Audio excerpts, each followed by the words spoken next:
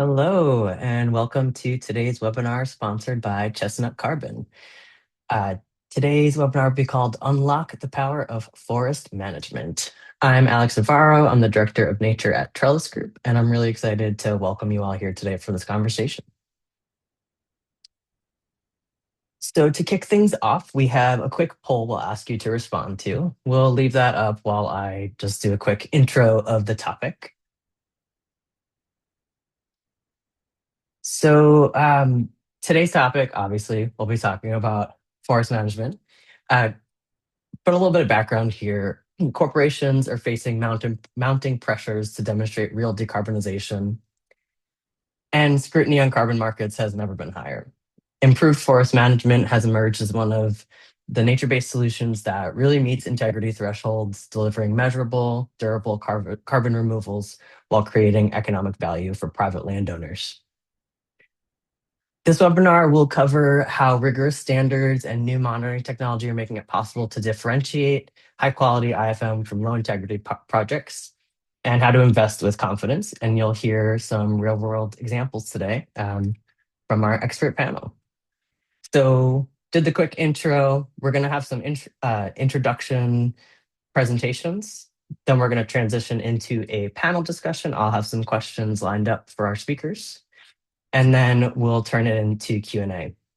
You will see a Q&A box on your screen. So at any time during today's presentation, feel free to drop your questions in there. I will be looking through those questions throughout to make sure that we're trying to answer the burning questions that you have and really engaging with you throughout this event. So introducing you to our excellent speakers today. We have Briana Capra, VP at of Carbon Impact and Strategy for Chestnut Carbon. Tom Kain, Certification Manager at Forest Stewardship Council. Julien Manceaux, Senior Decarbonization Strategist for TD Bank, and myself. So welcome everyone. Thanks for joining us.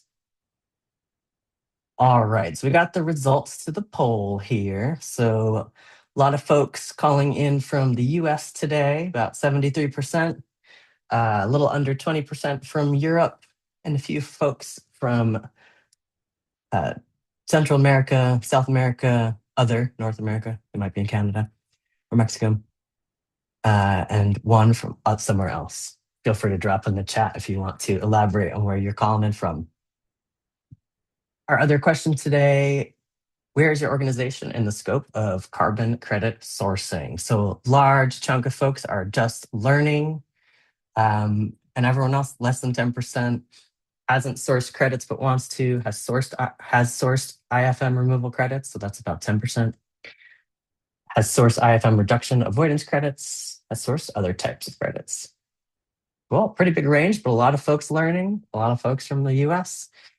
So we're going to get right into kind of the intro materials.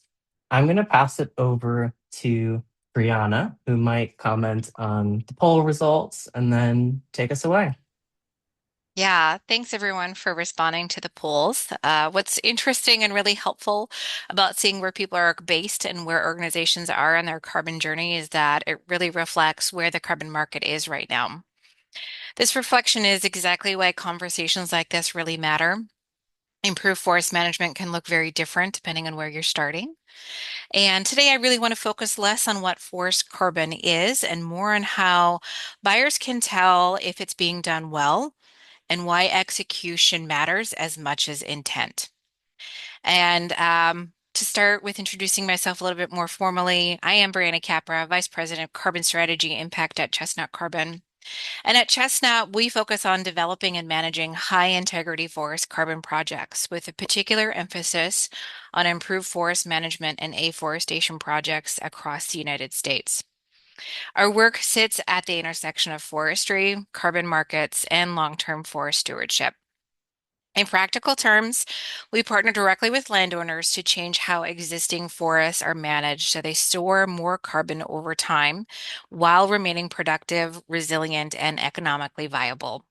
These are often working forests, not only set aside reserves, and the goal is to generate measurable, durable carbon removal alongside strong ecological and social outcomes. My role at Chestnut is to make sure that what we send to market stands up to scrutiny, from methodology selection and verification to permanence, additionality, and co-benefits, and aligning with evolving corporate, investor, and regulatory expectations.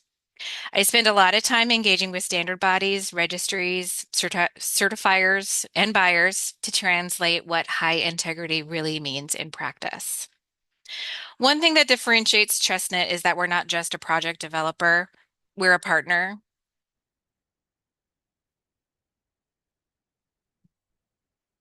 We're a partner with landowners for the long-term forest management. Sorry, I had a little bit of a technical issue there, but I believe I'm back, right? Thumbs up? Okay, sorry. We take multi-decade view of these forests because permanence and credibility only work if the forest itself is well managed over time. So that long-term orientation is also why certifications like FSC, rigorous carbon accounting, and ongoing monitoring are foundational to how we design projects from day one. We see improved forest management as one of the most scalable and near-term pathways for nature-based carbon removal, particularly for organizations at different stages of their carbon journey. Whether you're just learning, making your first purchase, or refining your portfolio, when done well, IFM doesn't just remove carbon, it strengthens landscapes, supports biodiversity, and builds long-term resilience.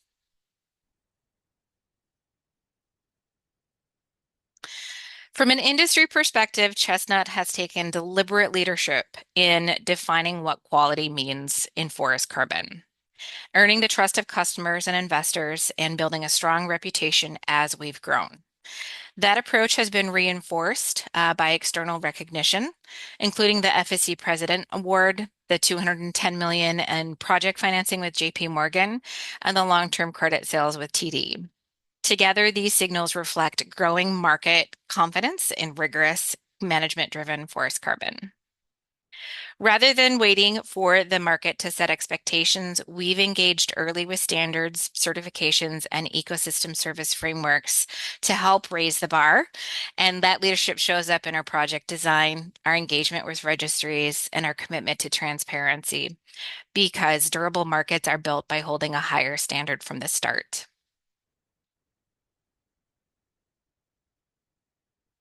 One tangible example of that approach is our work with the Forest Stewardship Council.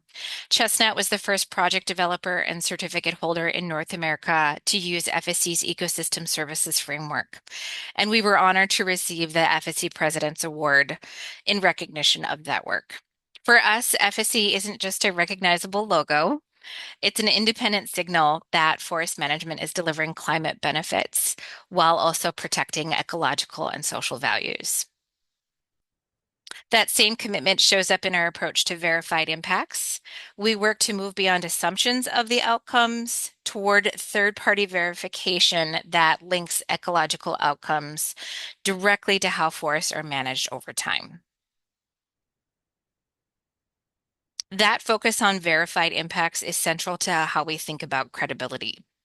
At Chestnut, we don't just model outcomes and impacts, we work to verify them. Beyond carbon, that includes verified biodiversity impacts using independent frameworks that assess real measurable change on the ground.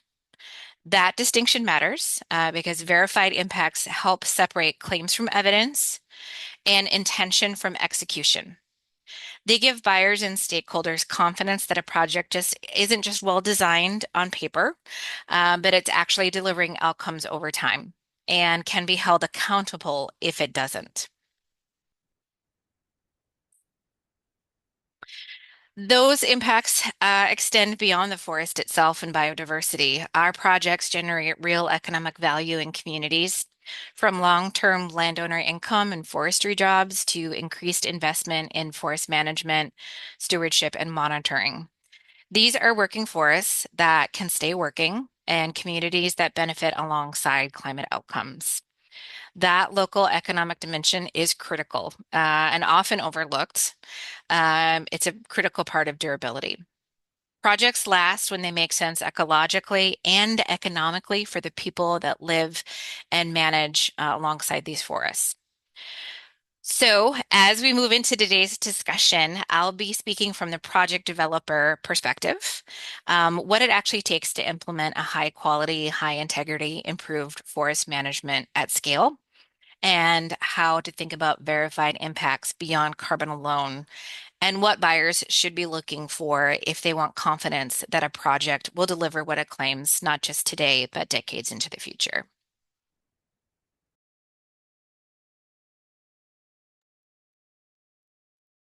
Well, hi, everyone. My name is Tom Kain, and I work for the Forest Stewardship Council US. I've been a forester for about 30 years, a little over 30 years, and I've worked across the United States. I started out doing land management for different organizations, whether it be state agencies, federal government, and private industry, and also small landowners. Uh, Started working for FSC about 4 years ago after a stint, about a 20-year stint in wood procurement for two different mills. One was Domtar Paper Company in Kingsport, Tennessee, and the other was Huber Engineered Woods in Spring City, Tennessee.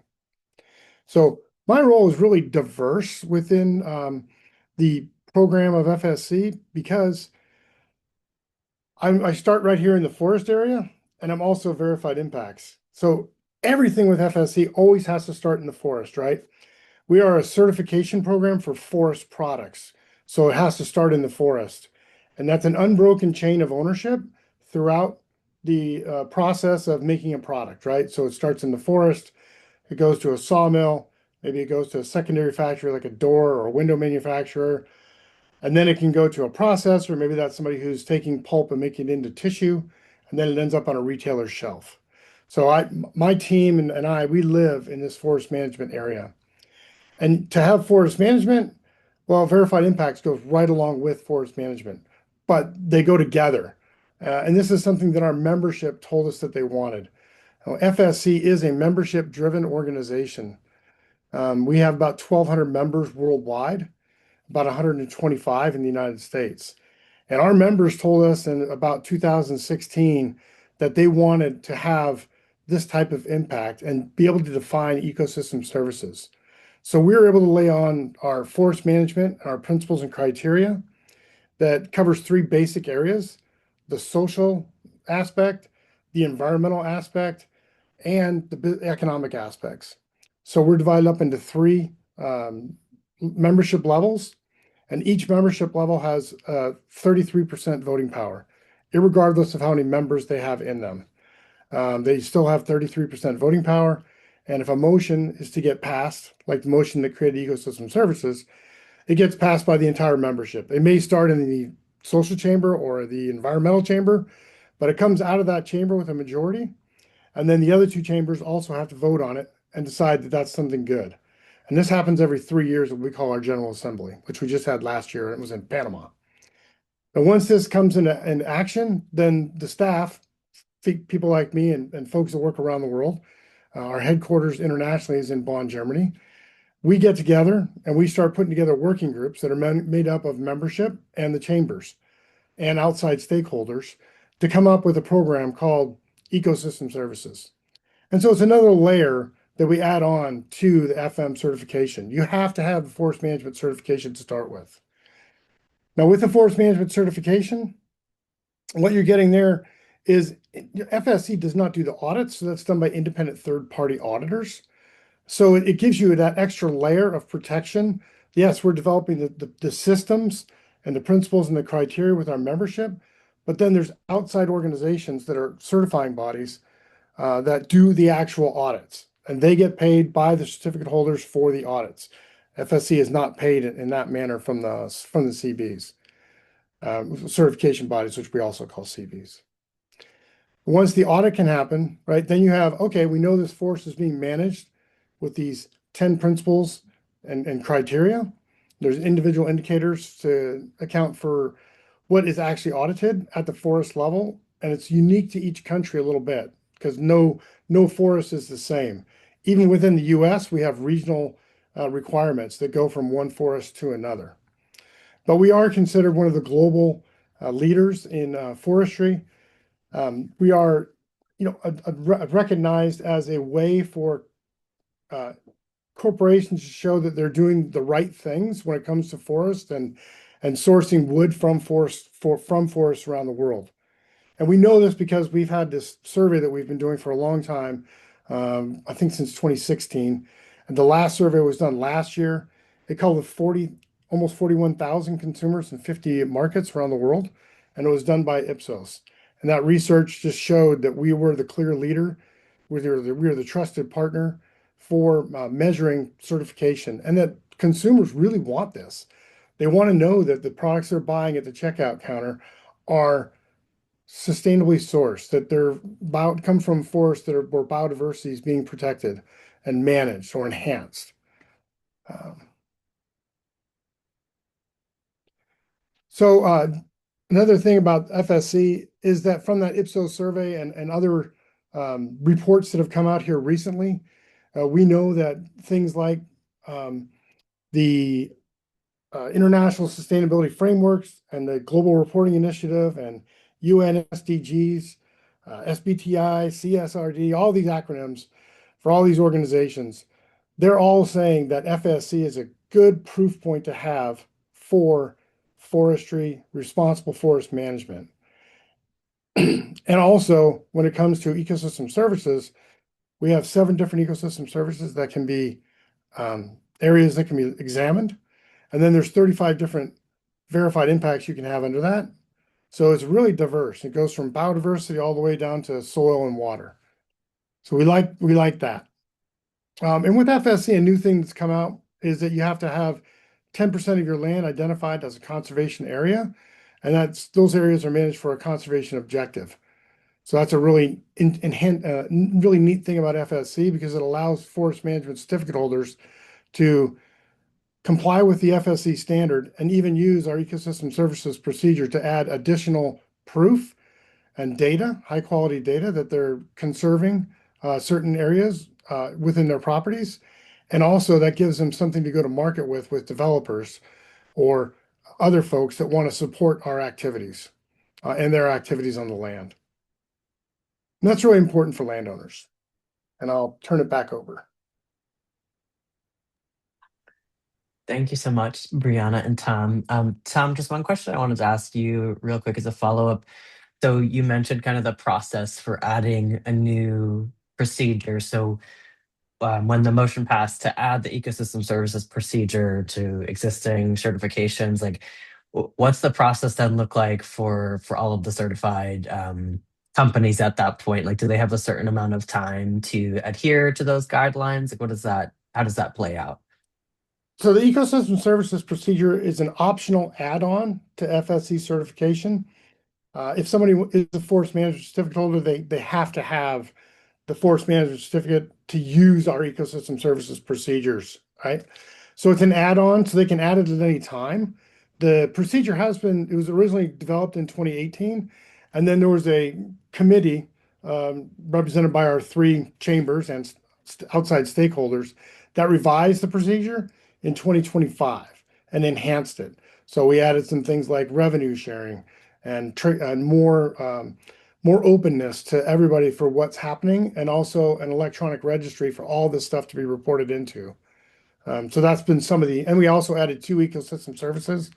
One was cultural services, which wasn't covered before, and air services, which wasn't covered before.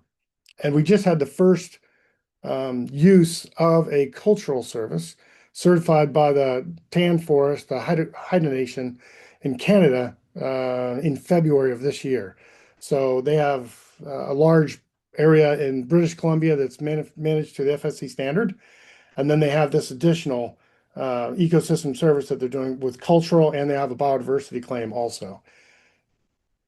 Great. Congrats on that. Thank you. Yeah, Thanks for clarifying that process so folks could just see how it all fits together in the big picture.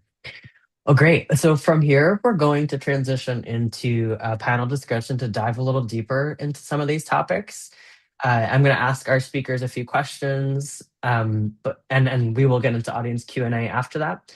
But please, throughout this conversation, like if you have questions right now, please start adding them to the Q&A feature. And if anything comes up for you, drop it in because I'll be looking at it throughout to kind of incorporate your questions into this conversation. But so I'm gonna switch over to Julien. Julien, since we haven't heard from you yet, I'd like to just have you start by sharing a little bit about who you are. So your role, what you do at TD Bank, anything else you'd like to share. Yes, of course. Good morning, everyone. Thanks for having me today. So I'm Julien Manceaux. I'm a senior economist on TD's sustainability team, and I'm joining you today from Toronto in Canada. So for anyone who would not know who TD Bank is, so we are the sixth largest bank in North America. We have a footprint of around 30 million customers worldwide, but mostly focused on North America. We manage in my team a pretty decent sized carbon credit portfolio, in which we had the pleasure to welcome Chestnut in 2025, and so I'm pleased to be here today to share a bit more about that space. Great, thank you. And we'll kick it off with you to start diving further in. Julien, how do you at TD Bank look at improved forest management in general? And how does it help you meet your sustainability goals? Yeah, so I mean, in general, improved forest management is really part of our wider family of carbon credits, which are the nature-based solutions, right? So which include forest, but also soil. You can also look at coastal mangrove restorations, rivers, estuaries, ocean alkalinity. So it's a very broad group of solutions, but improved forest management has been the large majority of what has been available on the market in recent years. Let's face it, it has been criticized, right? So for a lot of years. So what we are really talking about today on this panel is the very high end of that market, which are the high quality carbon removals, so a bit different from carbon reduction credits of the type that Chestnut proposes. And high quality IFM credits are really essential to meet the needs of our carbon credit portfolio, which is really the tool servicing our net zero ambitions, right? So and those of our clients. So most net zero framework out there today encourage organizations to, of course, first reduce to the extent possible their emissions, and then address any residual emissions through investments in high quality carbon removals when the time comes, which for most organizations is towards 2040, 2050, right? And this is encouraged because there is consensus out there that carbon removals will be needed for the world to be able to reach net zero. And by that time, we will probably need all the technologies we know about today. And growing trees remain one of the largest technologies around to actually achieve that goal, right? And it's likely to still be the case in 2050. Now, if you want to be ready to purchase and to source the carbon removals that will fit your strategy in 2050, what we believe is that you cannot wait for 2049 to think about it, right? And so what we do and what we encourage our customers to do, of course, is to start to build relationships right now with strong project developers, and start building a durable portfolio of credits that will be useful through time, right? And when we say durable portfolio, we really mean something diversified across a variety of technologies, even though obviously now and in 2050, IFM will remain a big part of it. And so that's really what our deal with Chestnut was about. So strengthening relationships, for our long-term strategy, but also to support our customers build that. Switching our focus from avoidance credits towards removal credits, and diversifying our IFM portfolio of credits overall. Thanks for that. When you mentioned like supporting your customers also to build these partnerships, could you say a little bit more about like what are the types of customers that you're working with and how do you engage with them within the carbon markets? Well, so there the aim is really to support anyone with decarbonization strategies to actually reach their goal, and building an adequate carbon credit portfolio can be part of those strategies, right? And so, as a bank, as any other broker, that's a service we can provide to support customers in building the portfolio that is right for them. Got it. So TD Bank is functioning as a buyer and also a broker in the space. Yes. Thank you. Briana, I'm gonna take it back to you. You mentioned co-benefits in a few different ways, and I think Tom mentioned it as well. Could you share a little bit more about how you're looking at co-benefits, where they fit into these partnerships, and how you see them landing in corporate sustainability strategies? Yeah. So, a good designed forestry project, whether it's improved forest management, which is really about changing how forests are managed so that they store more carbon than the business as usual. But whether it's improved forest management or afforestation, a good forestry project will deliver more than just carbon sequestration, because you're looking at a landscape level type of project for us.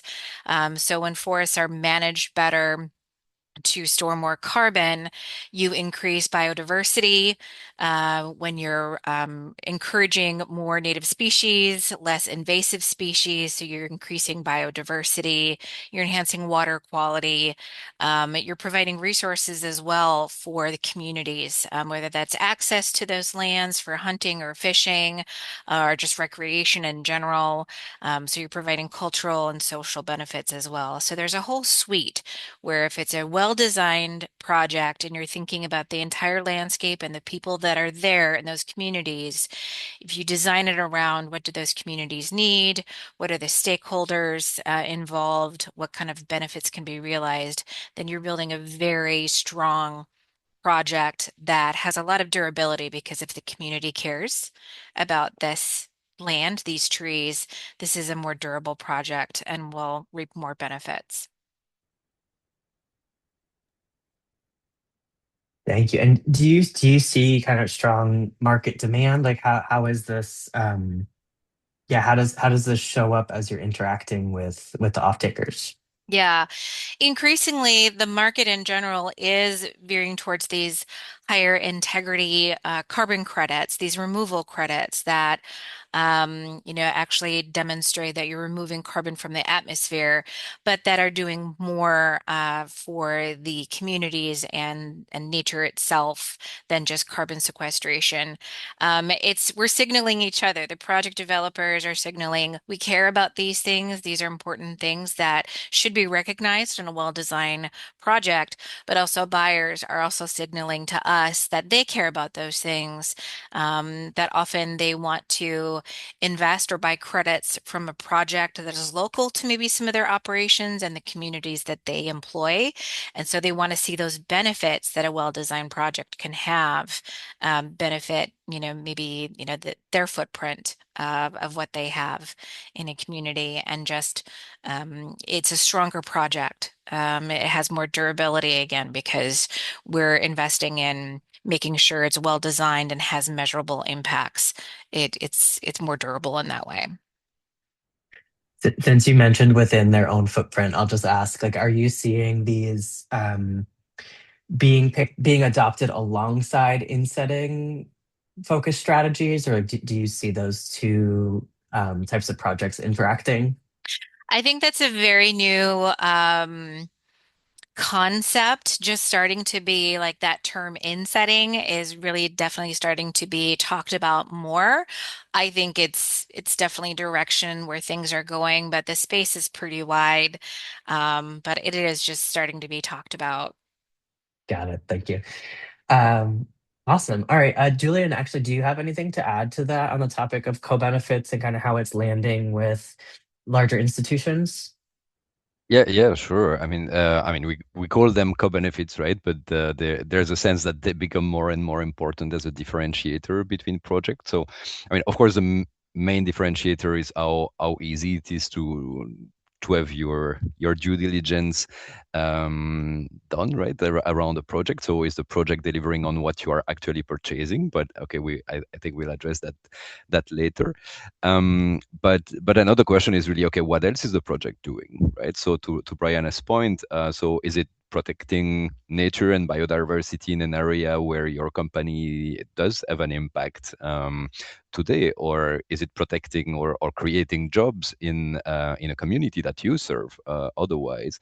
And if you are in the US and Canada, obviously. Does it have a positive impact, or does it involve indigenous communities around the project, right? So, which is a dimension we are very mindful of as a bank when we select projects, and so. Basically, the clearer those co-benefits are, to Briana's point, the more durable the projects, because there is a sense today that at some point those co-benefits will also become tradable attributes, right? So there will be a value attached to it, and we can already see that buyers have some willingness to pay for them already today. But when you look at the developments of some global frameworks, like the global biodiversity framework that we saw a couple of years ago, which really will push companies to think deeply about their nature impact. Well, you can also imagine that at some point down the road, there will be credits that will help companies to compensate for those impacts, right? So we will really be looking then at the type of co-benefits that Briana was talking about. So yeah, it's increasingly important. Thank you. Appreciate that. So becoming a differentiator for sure. Uh, all right. Excellent. Let me pull up my next question here. So, Tom, I'm going to turn it over to you. Could you share a little bit more about how FSC sees their programs and initiatives adding to the carbon project? So you talked quite a bit about kind of certifications and the framework of FSC. Talk a little bit more about how it all connects to carbon projects. Well, I think what it does, Alex, is it gives a lot more proof points for the carbon developers and project owners to show what they're doing, right? We have 36.5 million acres in the US that is, we have a voluntary forest certification, but we have that many acres that are certified to our system in the United States. And Briana's group is great. They're thinking about 100,000. No, they keep growing so fast it's hard to keep up, but I think they're around 100,000 acres right now in the US. But what we're doing is you got that independent third party audit. You have these principles and criteria that everybody can participate in. And when changes are made to our system, right? Because we're a voluntary membership led organization, anybody can be a member, so anybody can have an input on our program and what we're doing as a member, because that's where all of our changes start. Usually they all start with the membership. And what flows out of that is this really neat way to manage forests. It's very defined, and there's very specific indicators for all the different aspects, whether that be labor or First Nations or tribal rights or how we're managing water and all these different aspects of forestry, right? How we're applying pesticides to the landscape, and that's audited annually. So Briana's group is going through an audit annually. Obviously, the auditor is doing a sample. They have a lot of properties, so they're doing only a sample of the properties. But there's an audit every year. And then they're layering on top of that this certification, this ecosystem services, right? So they have two different ecosystem services that they are certified to. They have claims for it and that they're making communications about. And it's creating a lot more high quality data, again, with another audit that's showing how the impact is developing on the land. And you can go to our website and go to FSC search and read all about it if you want to. You can pull up their project and you can read about you can read the audit reports, whether that be for FM, forest management, or for ecosystem services. So we're really just trying to provide that more depth and that more credibility, high quality, credible, proven, written, transparent communications for folks to read and look at and examine and show that, wow, these guys really are doing something different than anybody else because they've actually gone and submitted themselves to this voluntary program for forest management and then this additional voluntary program for ecosystem services. Got it. Very cool. Um, I guess you're painting a picture of really a whole system of different certifications, different projects on the ground, different landowners, and how it kind of all fits together to shape overall improvement. Um, Very cool to see how it all ties together. And our program is available for, yes, large landowners, but it's also available for the person with 25 acres. They're just like in Briana, they have a group. We call them SLIMP for small low intensity managed forests. And those are those small landowners, right? They're 25 and 50 and 75 acres. And this allows them to participate in the carbon market because they're together in a group. And it also gives them a stream of income in between the times they might have a forest harvest, which could be 25 or 30 years, 40 years, 50 years, depending on the land base. And they're paying taxes that entire time. So these ecosystem services and carbon credits combined gives them a little bit of money along the way to help pay for those other things. And it keeps the land as forest, which is super important. I appreciate that clarification. We did have some questions in the Q&A box about like the nuts and bolts of these projects. So one of the questions was, who owns the forest? Who are the landowners? So it really can be any size landowner. They just might be stepping into it kind of in a different way, but they can collectively enroll in the market. And then there was a question around which I think this just kind of ties in. Like, how are credits assigned to an IMF forest? How many people and organizations can buy the credits? Yeah, so maybe Briana, could you just like share a little bit more of the nuts and bolts and what is it we're really talking about here? Sure, I'll try and answer the question. That's a rather technical, specific question, but I'll maybe start a little bit. An improved for what we have at Chestnut Carbon, our improved forest management project is enrolling private landowners in the United States. So they're the landowner. They have anywhere from 200 to 10,000 acres of forested land. And they're interested in carbon revenue, and we can enroll them in our improved forest management program where if they are interested in continuing to harvest, we make sure that they are FSC certified. We maintain our own FSC Forest Management Group certificate and provide that certification at no cost to the landowner, which is kind of a big deal because it can be very expensive. So we provide that for the landowner if they are a working forest and they want to continue harvesting. So we make sure that under FSC principles and criteria that harvesting will be done in a sustainable, responsible way, and that it's meeting all of the criteria of FSC. And at the same time, that improves their management of that forest. So we get back to the actual definition of what is an improved forest management carbon program. Therefore, that forest sequesters more carbon over time. So we're making changes like extension of rotation age, selective harvesting. What their habits are or what their practices were in the past are being changed because of the Carbon Sequestration and Forest Stewardship Council certification. Now, in terms of like crediting, what that means is that those landowners will participate in that carbon revenue that we put out in the market. So they are earning revenue from those carbon credits.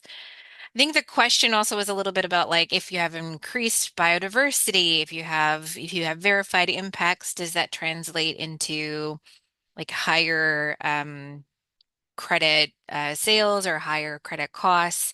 What we're seeing is that in general, it's a very specific question, but in general, the market is supporting that the more higher quality, higher integrity credit does, there's recognition of that benefit and of that premium. It's still a fairly evolving market, but what we're seeing is that there's recognition of that. There's buyers are recognizing there's more here, and it's a better investment. We want to buy these credits because they represent a higher quality project that is more durable. Hopefully, I answered the question there. There was a lot. Thank you. Yeah, no, I appreciate that. I just like hearing, yeah, some of the practical information as well. I see a lot of people asking, maybe this question for Tom, like, is there a minimum acreage or size for properties that enroll? Well, in a forest management group, we define in the United States small, low intensity managed forests as less than 2,471 acres or 1,000 hectares.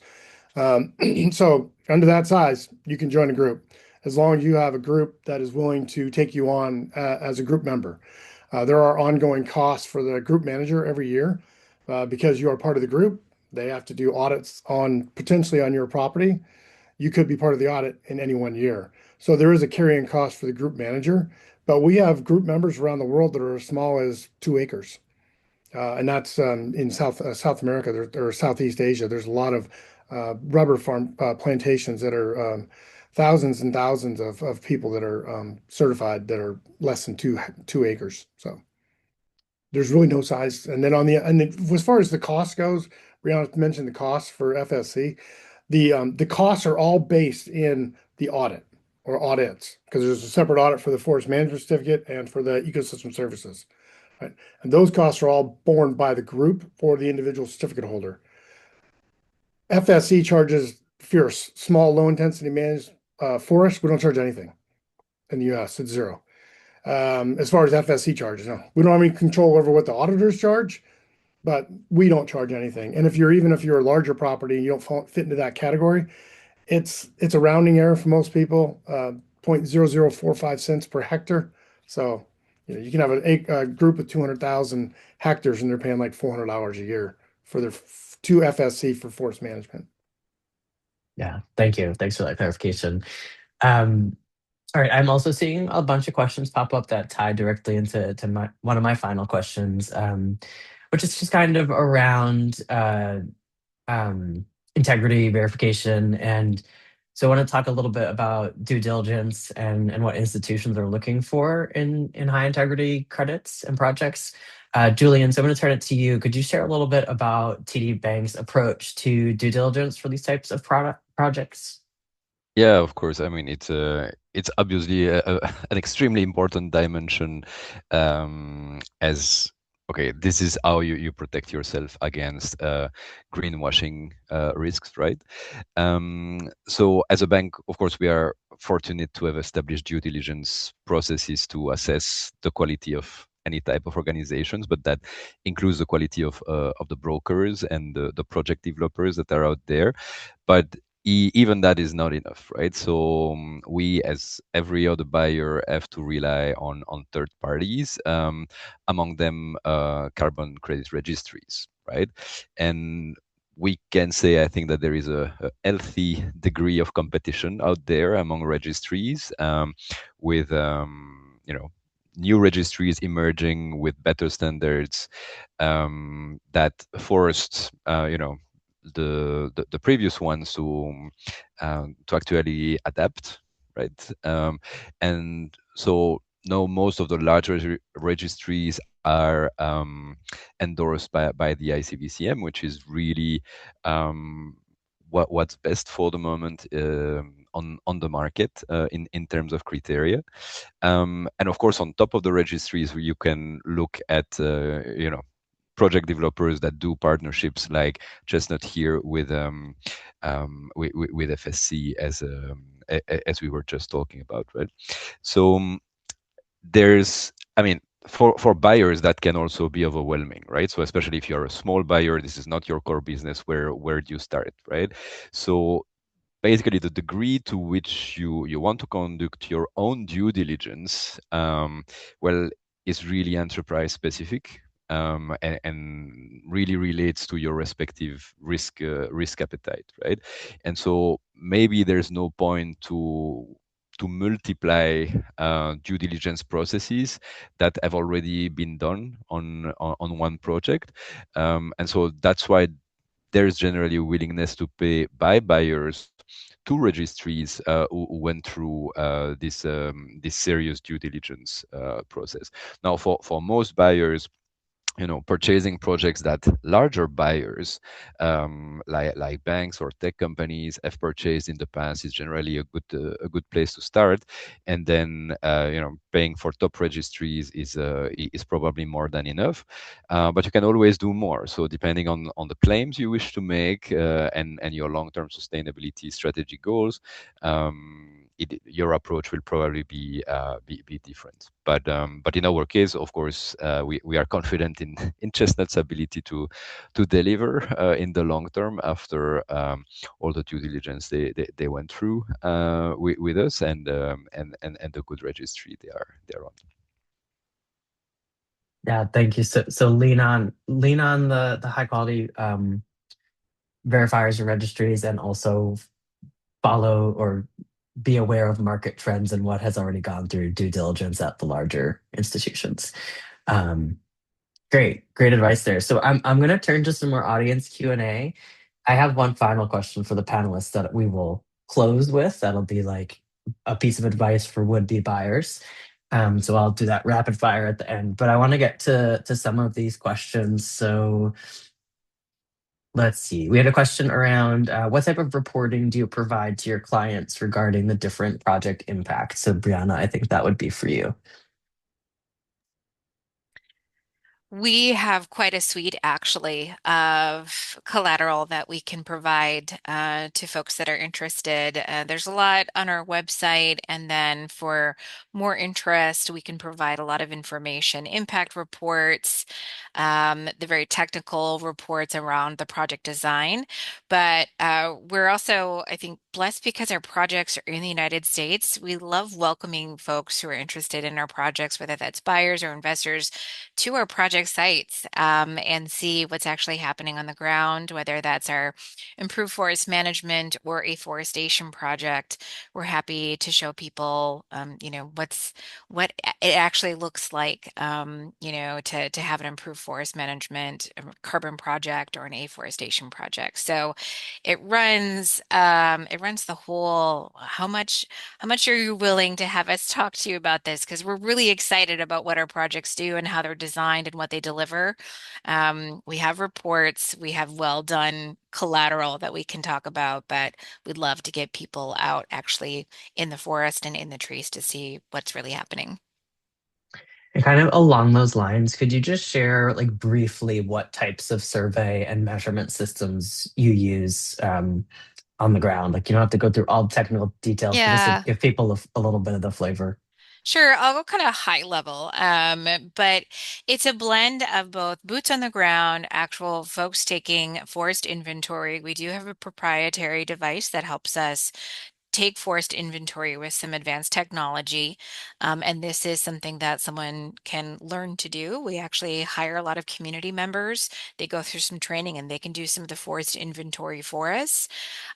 There's also a blend of traditional forest inventory metrics, a blend of some remote sensing and GIS information that we can get. So a real blend of technology, but rooted in real science based measurements and technology, very conservative type of accounting as well. So really a really good blend of making sure we're involving communities, providing jobs, but really science-based technology as well. And always looking towards, we see technology as a way to advance and enhance the scientific rigor of these projects. So we're continuing, really taking a look at what's possible in the future.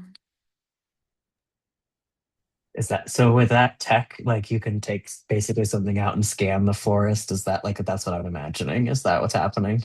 Yeah, kind of scaling down, taking what is traditionally done for a forest inventory. Traditionally takes a forester to go out and do measurements of trees and simplify that process down into a proprietary technology that allows, with some training, anybody to do some forest inventory. So it speeds up the process, makes it a little bit more efficient, a lot more efficient, and then allows, our communities to get involved as well. Very cool. Thank you. My previous role was as a land manager and an ecologist, so I like that. That makes me so happy to hear. Uh, Yeah. question. This could be for any of you, but what type of education or motivation do you think would be most compelling to encourage more businesses to consider IFM credits?